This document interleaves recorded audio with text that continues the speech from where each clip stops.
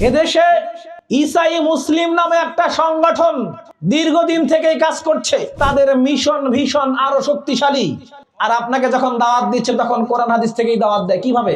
সম্মানিত উপস্থিতি, রাসূল মুহাম্মদ সাল্লাল্লাহু আলাইহি ওয়াসাল্লামের একটা হাদিস মনে পড়ে যায়, যেটাকে ইমাম বুখারী রাহিমাহুল্লাহ তার সহিহ বুখারীর 3606 নম্বরে স্থান দিয়েছেন।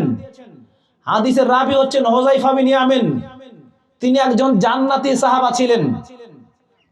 তিনি বলেন, কানান নাস আসআলু রাসূলুল্লাহ সাল্লাল্লাহু আলাইহি ওয়াসাল্লাম আনিল খায়র। জনগণ রাসূলকে পেলেই কল্যাণ সম্পর্কে জিজ্ঞাসা করত, যে কল্যাণ কোথায় পাওয়া যায়, মঙ্গল কোথায়, নেকি কোথায়। ওয়া কুনতু আসআলু রাসূলুল্লাহ সাল্লাল্লাহু আলাইহি ওয়াসাল্লাম আনিশ শার। কিন্তু আমি হুযায়ফা আল্লাহ রাসূলকে পেলেই অকল্যাণ সম্পর্কে জিজ্ঞাসা করতাম, কারণ আমার ভয় হতো আয়ুদ্রিকানি, আমাকে অকল্যাণ পেয়ে বসবে এই ভয়। ফাকুলতু, অতঃপর আমি বললাম, ইয়া রাসূলুল্লাহ, হে আল্লাহ রাসূল, ইন্না কুন্না ফি জাহিলিয়াতিন ওয়া শাররা। নিশ্চয় আমরা ছিলাম জাহিলিয়াতের মাঝে, অজ্ঞতার মাঝে, বন্যতার মাঝে, বর্বরতার মাঝে। জাহিলিয়াত মানে আমরা জানি সেই যুগকে জাহিলিয়াত বলা হয় যে যুগে কন্যা সন্তানের কোনো মূল্য ছিল না। জীবন্ত কন্যা সন্তানকে তার নিজের পিতা গর্তে পুঁতে দিত। জাহিলিয়াত মানে আমরা এটা বুঝি, রাস্তা দিয়ে গর্ভবতী মহিলা যাচ্ছে, যার গর্ভের বয়স 8 মাস 9 মাস, দুই বন্ধুতে বাজি লেগেছে, গর্ভের বাচ্চা ছেলে নাকি মেয়ে, এরপরে মহিলাকে ডেকে গলায় জবাই দিয়ে পেট ফেরে বাচ্চার লিঙ্গ নির্ণয় করা। আমরা জাহিলিয়াত মানে বুঝি যে প্রত্যেকটা মানুষই চায় তার সন্তান যেন বীর পুরুষ হয়, কিন্তু কাপুরুষের সন্তান বীর পুরুষ হতে পারে না। তাই নিজের স্ত্রীকে বীর পুরুষের কাছে রেখে আসে, যাতে করে বীর পুরুষের দ্বারা কনসেপ্ট হওয়ার পর সে নিজের সন্তানকে বীর পুরুষ বানাতে পারে। এরকম একটা জাহিলি রীতি। তো এরকম একটা জাহিলি যুগে আমরা ছিলাম। ইয়া রাসূলুল্লাহ, ফাহাল বাদা যালিকা খায়রা মিনাশ শার। এই জাহিলিয়াতের পরে কল্যাণ আসলো, এই কল্যাণের পর আবার কি অকল্যাণ আসবে? তিনি বললেন যে হ্যাঁ, এরপরে আবার অকল্যাণ আসবে। বলতে বলতে রাসূল সাল্লাল্লাহু আলাইহি ওয়াসাল্লাম বললেন, হুযায়ফা তুমি শোনো, এমন একটা যুগ এসে যাবে, সেই যুগ যদি তুমি পেয়ে যাও তাহলে তুমি লক্ষ্য করলে দেখতে পাবা, দাওয়াতু আবাবি ইলা জাহান্নাম। জাহান্নামের দরজায় দাঁড়িয়ে খতিব সাহেব, বক্তা সাহেব, পীর সাহেব, বুজুর্গানে দিন, ওলামা হযরত, মুফাসসির সাহেব মানুষদেরকে দাওয়াত দেবে। যেই তার দাওয়াতকে গ্রহণ করবে, তাজাফুহু ফিহান নার, সেই দায়ী, সেই খতিব, সেই বক্তা, সেই পীর সাহেব, সেই বুজুর্গানে দিন নিজেই তাকে জাহান্নামে নিক্ষেপ করবে। হুযায়ফা রাদিয়াল্লাহু তাআলা আটকে উঠলেন, বলেন, আল্লাহর নবী, সিফহুম লানা, আপনি একটু খোলা করে বলেন তো এরা কারা, যাদের কথা শুনলে আমাদেরকে জাহান্নামে যেতে হবে। তিনি বললেন, শোনো হুযায়ফা, হুয়া মিন জিলদাতিনা, এরা হবে আমাদেরই রক্তে মাংসের উম্মতি মুহাম্মাদি, ওয়া ইয়াতাকাল্লামুনা বিআলসিনাতিনা, এবং আমাদের ভাষাতেই কথা বলবে, মানে আরবিতে কথা বলবে। এবার আপনাকে বলি, বাংলাদেশ সরকারের ইন্টারিম গভর্নমেন্টের প্রধান হচ্ছে ডক্টর ইউনূস।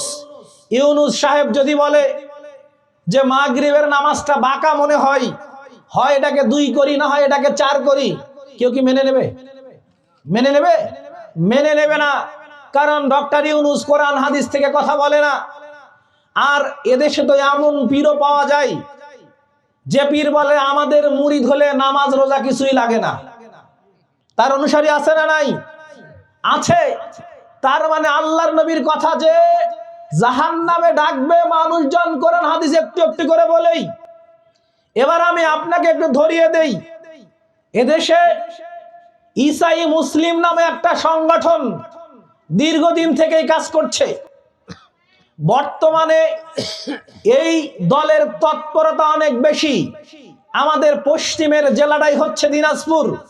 দিনাজপুরে এই ইসাই মুসলিমদের, খ্রিস্টানদের মিশনারি হচ্ছে 711টা। এটা নিবন্ধিত, প্রকাশিত। 711টা তাদের গির্জা। আপনাদের এখান থেকে পশ্চিমেই একটা গির্জা আছে। আমাদের পীরগঞ্জের 14 নম্বর চত্রা ইউনিয়নে প্রায় 17টা গির্জা আছে। আপনাদের ইউনিয়নে কয়টা আছে ওটা আমার জানা নেই। তো এতগুলা গির্জা কাজ করছে কিভাবে, কাদের মাঝে? প্রথমে তারা কাজ করছে আমাদের এদেশের সংখ্যালঘু সম্প্রদায়ের মাঝে, আমাদের সাঁওতালদের মাঝে, কিন্তু তাদের মিশন ভীষণ আরো শক্তিশালী। এরা ধীরে ধীরে আপনাকে দাওয়াত দিচ্ছে, আর আপনাকে যখন দাওয়াত দিচ্ছে তখন কোরআন হাদিস থেকেই দাওয়াত দেয়। কিভাবে? এবার আপনাকে বলি একটু। আপনাকে তারা প্রশ্ন করবে, এদিকে দেখুন, প্রশ্ন করবে, বলেন তো জীবিত ব্যক্তি উত্তম না মৃত ব্যক্তি উত্তম? কি বলবেন?